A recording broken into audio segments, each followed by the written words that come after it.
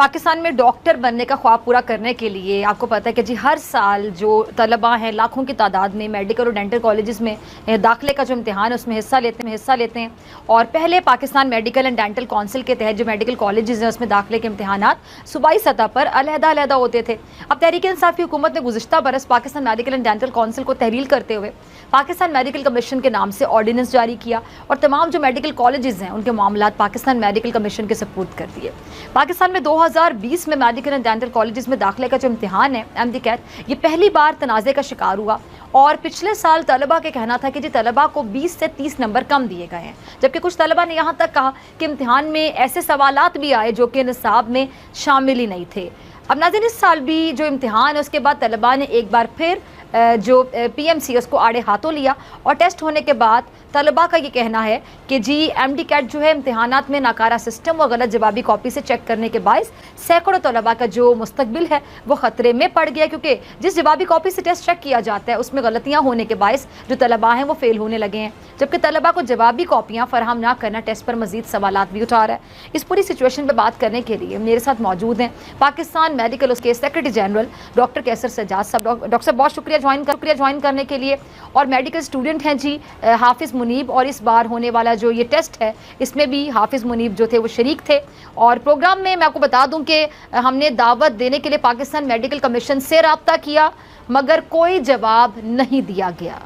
अच्छा जी मुनीब, मैं सबसे पहले आपकी तरफ आना चाहूँगी। हाफिज़ मुनीब, आप ज़रा ये बताइएगा कि जो तलबा तालिबात हैं आप समेत, आप लोगों को एग्जैक्टली क्या मसाइल पेश आ रहे हैं इम्तिहान देते हुए, क्या शिकायत हैं आपकी? देखें, सबसे पहले तो बहुत बहुत शुक्रिया बोल न्यूज़ का कि आप लोगों ने मुझे यहाँ पर मदऊ किया और तलबा की आवाज़ को उठाया आपने। देखें, माजी में NTS जब टेस्ट लिया करता था तो सबका एक दिन एक टेस्ट हुआ करता था, वो भी एक निसाब से।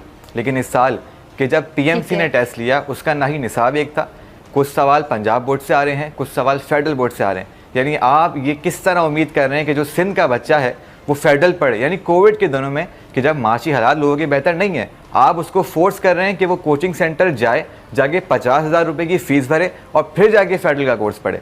आपने निसाब एक आपने किया नहीं, लेकिन आप एक्सपेक्ट कर रहे हैं कि बच्चे एक निसाब से पूरे पाकिस्तान का एक करिकुलम से उसके टेस्ट दें। ये कैसे मुमकिन हुआ?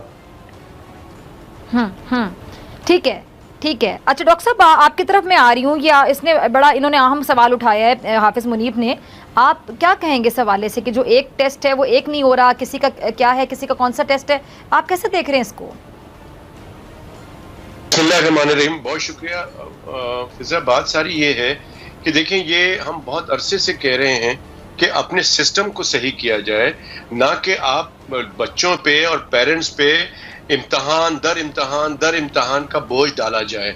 हमने ये कहा कि जी इंटर का एग्जाम आप प्रॉपर करें ताकि इंटर के नंबर के साथ आप मेडिकल कॉलेज या इंजीनियरिंग कॉलेज में दाखिला दें। आप ये नहीं हो सका, बच्चों का अननेसेसरीली बच्चों के एग्जाम पे लगा दिया गया, पेरेंट्स को एक्स्ट्रा फीस देनी पड़ती है और उसके बाद जो है वो एग्जाम लेके एंट्री टेस्ट का नाम देके और अब MD कैट के नाम से ये सारा काम हो रहा है। अब इसमें जो प्रॉब्लम शुरू हो गई है कि जो ये स्टूडेंट्स कह रहे हैं कि आप एग्जाम ले रहे हैं, ठीक है एग्जाम ले लें जी आप, लेकिन आप ये क्या कर रहे हैं कि पूरे पाकिस्तान के अंदर डिफरेंट प्रोविंस में डिफरेंट सिलेबस है।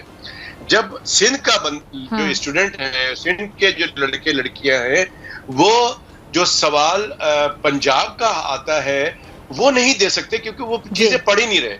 हमें अफसोस तो यही है कि पूरे मुल्क के अंदर एक यूनिफॉर्म जो है वो टीचिंग का सिस्टम नहीं है। तो होता क्या है कि अभी जो हमें बच्चों ने बताया है वो ये बताया है कि किसी के पास तो ऐसे सवालात आ जाते हैं जिसका कि वो जवाब दे ही नहीं सकते। पॉइंट ये है कि अगर आपने एग्जाम लेना है तो वो सिलेबस वो होने चाहिए जो बच्चे पढ़ते हैं, नंबर एक। नंबर दो बात ये है कि आप पूरा महीना लोगों का जो है एग्जाम ले रहे हैं, शादी हॉल को बुक करा रहे हैं और उसके बाद एग्जाम, रोजाना एग्जाम हो रहा है, कभी यहाँ हो रहा है कभी वहां हो रहा है। तो आप why not you take exam, you fix exam in single dose. मैं ये कह रहा हूं कि देखिए अननेसेसरीली बर्डन पड़ेगा लोगों को। चाहिए मैं समझता हूं कि जो एग्जाम लिया जा रहा है इसका तरीका ये होना चाहिए कि बजाय ये कि आप शादी हॉल बुक करा के पूरा महीना डिफरेंट जगहों पे आप टेस्ट ले रहे हैं बच्चियों का, आप एक दिन एग्जाम क्यों नहीं लेते? आप एक दिन एग्जाम ले, पूरे पाकिस्तान में एक दिन एग्जाम हो, डिफरेंट सेंटर्स में हो और वो सवालात हो जो कि तमाम सूबे के बच्चों ने पढ़ा हो, तो उस पे आप उस पे आप सही फैसला कर सकते हैं। अच्छा, और हमारा तो सिर्फ ये मानना है कि आप सिर्फ इंटर का जो एजुकेशन है उसको बेहतर कर दीजिए और उसके बेसिस पे आप एग्जाम लीजिए। बार बार एग्जाम में नहीं बच्चों को डालिए, और ना ही पेरेंट्स के पास इतने पैसे हैं कि अपने बच्चों को कोचिंग की क्लासेस कराते रहे, अपने बच्चों को अननेसेसरीली आपने बड़ी अहम पॉइंट रेस किए हैं, बहुत आपने अच्छी बातें की हैं डॉक्टर साहब। एक सवाल मैं हाफिज मुनीब से पहले ज़रा पूछ लूँ, फिर मैं आपकी तरफ भी आती हूँ।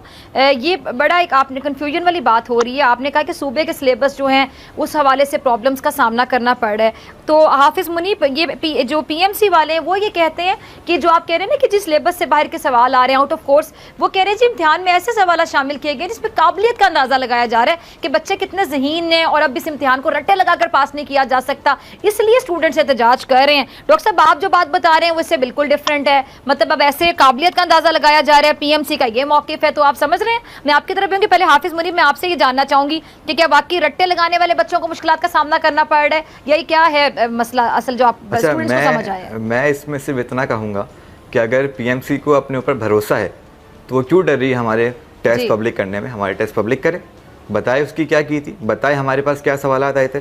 PMC क्यों डर रही है?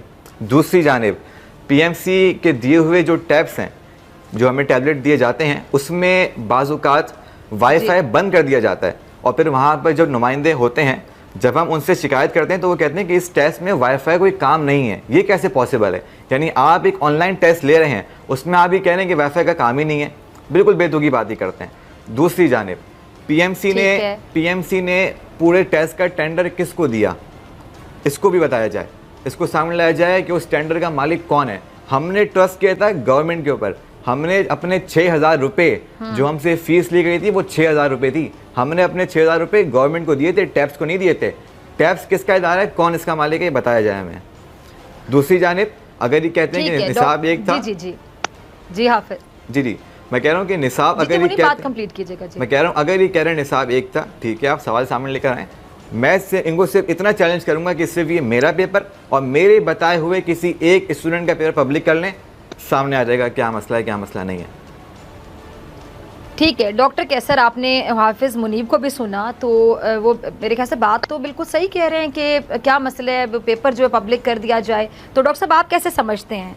आप सीनियर डॉक्टर हैं, आप बेहतर तरीके से पूरे सिस्टम को भी समझते हैं, गहरी नज़र भी रखते हैं, TV पर भी आते हैं, और ये तो आपसे रिलेटेड आपकी फील्ड है। आप कैसे समझ रहे हैं पूरे ये मामले को? और अगर इस तरह किया जा रहा है PMC की जानिब से, तो हम क्या कह सकते हैं कि पुअर मैनेजमेंट है, मतलब स्किल्स की कमी भी नहीं कह सकते, क्या कहेंगे आप, क्या मसला क्या है? देखिए फिजा, बात सारी ये है कि हम तो PMC को ही हम समझते हैं कि ये रातों रात PMC बन गई और एक 8 ऑर्डिनेंस जो है वो 2 मिनट के अंदर उसको एक्ट बना दिया गया, असेंबली से पास करा दिया गया। और हम ये समझते थे कि ये PMC को थोड़ा सा कंसल्टेशन करने के बाद अगर ये PMC लाया जाता तो ज्यादा बेहतर होता। PMDC था, उसमें बहुत सारे प्रॉब्लम्स थे। आप PMDC को के अंदर जो खराबी थी उसको ठीक करते, ना कि आपने पूरे दुनिया के अंदर लोगों को पता है, पूरे इदारों को मालूम है कि Pakistan medical and dental council एक इदारा है जो कि रेगुलेटरी बॉडी है पाकिस्तान में डॉक्टरों के लिए और तालीमी मेडिकल एजुकेशन के लिए, लेकिन आपने पूरी दुनिया में कंफ्यूजन पैदा कर दिया है अपने मकसद के लिए कि आपने PMDC को हटाकर और आप PMC बना लिया। अब PMC जब आपने बना लिए, कानून बना लिए, उसके ऊपर बहुत सारे लोगों ने केसेस भी किए हैं, मैं समझता हूं कि स्टूडेंट्स भी गए हुए हैं। अब आप ये देखिए कि स्टेक होल्डर्स, स्टूडेंट सबसे बड़े स्टेक होल्डर्स हैं, पाकिस्तान मेडिकल एसोसिएशन सबसे बड़ा स्टेक होल्डर्स है। हमें बताया ही नहीं गया कि PMC जो है वो बन रही है और क्यों बन रही है, उसका मकसद क्या है।